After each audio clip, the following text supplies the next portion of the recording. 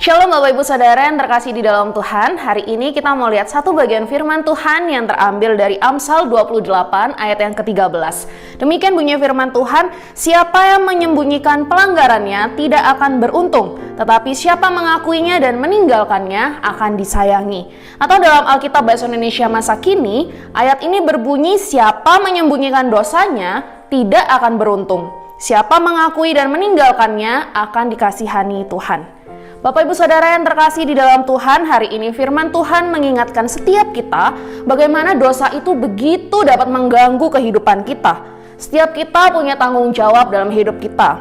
Baik itu kita dengan pekerjaan kita, dengan studi kita mungkin, atau dalam keluarga kita. Dan dalam banyak hal kita punya tanggung jawab. Di dalam kita menjalani tanggung jawab itu tentu tidak selamanya dapat berjalan baik-baik saja atau gampang-gampang saja. Melainkan kita bisa saja melakukan kesalahan atau mungkin melalaikan tanggung jawab kita.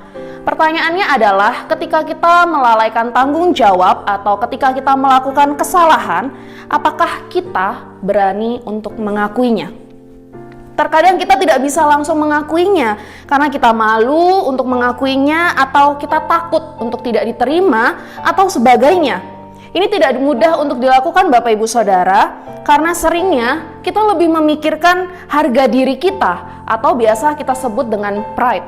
Kita terlalu memikirkan itu sehingga kita tidak berani untuk mengungkapkan apa yang sudah kita lakukan dan yang salah. Tapi kalau kita memilih untuk tidak mengakuinya pun, kita tidak akan lepas dari beban rasa bersalah yang entah sampai kapan terus ada dalam pikiran dan hati kita.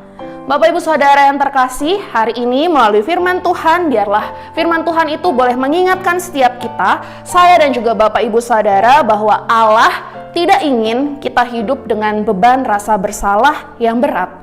Karena segala hal yang kita tidak pertanggungjawabkan di dalam hidup kita.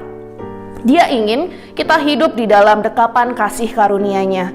Yang kita perlukan adalah suatu keberanian yang melebihi diri kita dan kita butuh pertolongan Tuhan. Di dalam dekapan kasih-Nya, Ia berjanji akan menolong kita mengatasi dosa-dosa dan bahkan dapat menolong kita mendapatkan kebaikan, mendatangkan kebaikan ketika kita menyerahkan semuanya kepada-Nya.